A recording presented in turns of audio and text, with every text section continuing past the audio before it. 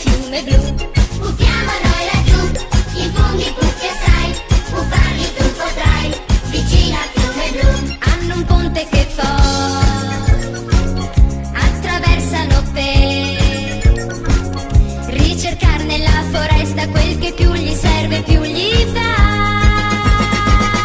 E via dalla città, amici hanno già, e senza esitare li vanno a trovare. Ma hanno anche dei nemici, Gargamella il mago e il suo gatto Birba. Maledetti puffi, vi avrò e vi ridurrò in pure. Ma i puffi hanno già 300 volte più scacciato questi qua, lontan dalla città.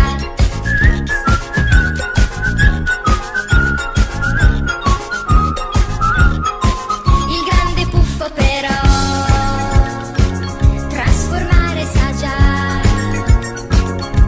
un puffo assai cattivo in un puffo che puffa bontà. Noi puffi siamo così, noi siamo puffi blu, puffiamo su per giù, 2 mele e poco più.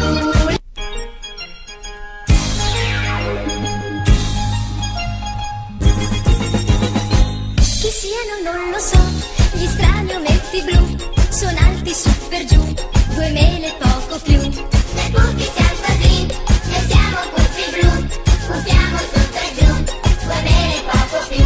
Vivono via da qui, nell'incantata città, riparata dalla selva, dal deserto, dai monti e dal mar.